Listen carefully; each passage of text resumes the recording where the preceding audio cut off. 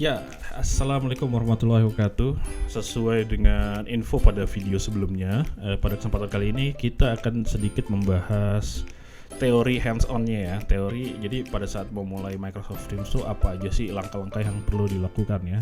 Oke, sebelum kita masuk ke video tutorialnya, lebih baiknya kita intro dulu sejenak ya.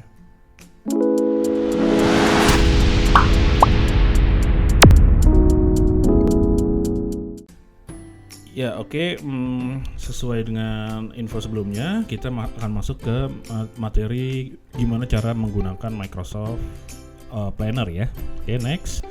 Step 1 ya tentu aja teman-teman, karena dia basicnya online platform ya. Jadi teman-teman harus membuka browser dulu ya. Step 1 harus membuka browser, lalu ketikkan task.office.com ya. Spellingnya ada di ini ya, task.office.com. Kemudian login menggunakan ID Office 365. Dalam hal ini email address Anda untuk login ya. Oke, kita next. Nah, dia akan muncul pop-up seperti di bagian kiri ini. Lalu teman-teman bisa input password login emailnya ya. Kemudian tekan tombol sign in. Oke, next. Pada step ketiganya, nah teman-teman setelah login, teman-teman akan dibawa ke halaman dashboard dari Microsoft Planner itu sendiri. Dashboardnya seperti apa ya? Kalian bisa lihat di layar saya, ini dashboardnya kira-kira seperti ini. Untuk lebih detailnya lagi nanti kita akan bahas di sesi hands-on setelah sesi ini ya. Oke. Di sesi ini kita akan bahas teorinya dulu mengenai gimana cara login ke dalam Microsoft Planner ya. Oke, next lagi. Nah, di sini setelah login, teman-teman mau ngapain aja sih? Nah, itu kan pertanyaan berikutnya kan. Nah, di sini ada dua opsi ya. Jadi pada saat teman-teman mau bikin project planning ya dalam hal ini. Kenapa saya nggak bilang ini nggak bisa untuk operasional ya? Tapi karena operasional itu tidak ada sesi start, tidak ada sesi end-nya gitu.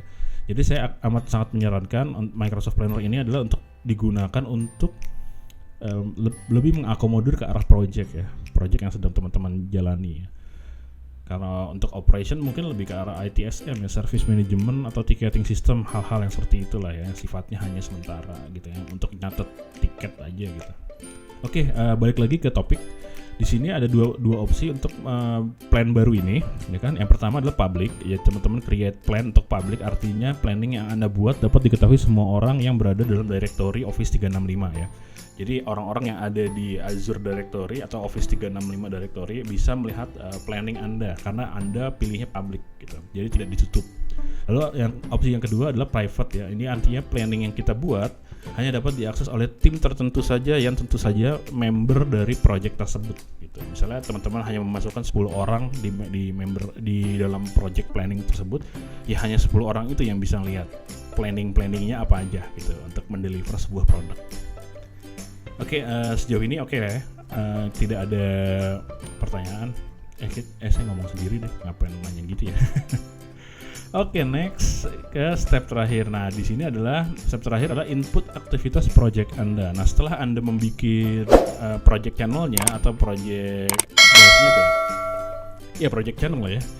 Project bucket atau project channel. Nah, di fase kali ini ada di fase di mana Anda menginputkan semua aktivitas-aktivitas seputar project yang akan Anda handle ya.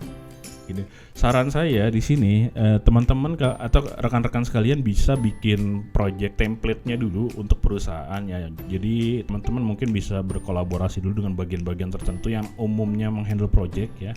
Adain meeting gede dulu untuk discuss aja, small discussion. Kita mau set up template project dari teman-teman.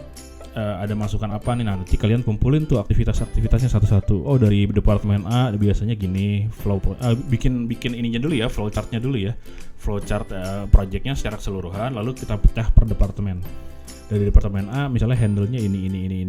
Nah, nanti dari departemen B, setelah departemen A selesai, nah pindah ke departemen B, ini, lalu departemen C, dan seterusnya sampai project tersebut selesai. Bisa juga seperti itu. Atau bisa juga teman-teman bagi ke dalam klasifikasi project secara garis besar ya. Contohnya pada sesi waterfall, project planning dalam bentuk waterfall ya. mungkin dibagi ke sesi requirements dulu. Nah, cuman bedanya opsi yang pertama dengan opsi yang kedua tadi, opsi yang pertama itu lebih menekankan ke departemennya. Ya, jadi balik lagi ini saran saya ya. Pengaplikasiannya seperti apa ya balik lagi ke environment-nya teman-teman atau perusahaannya teman-teman juga gitu. Oke, untuk sesi kali ini sepertinya kita sudahi saja karena memang teori-teori seputar Microsoft Planner sebetulnya teman-teman lebih mau mengarah ke teori-teori project ya, kayak project management gitu, agile project management, lalu ada Scrum dan sebagainya. Kita akan bahas itu di sesi terpisah nanti beda lagi ya. Karena di sini kita akan seputar Microsoft Planner saja, nggak akan keluar dari situ. Oke, sesi berikutnya adalah sesi demo mengenai penggunaan Microsoft Planner itu sendiri. Oke, saya Dimas pamit undur diri. Assalamualaikum warahmatullahi wabarakatuh.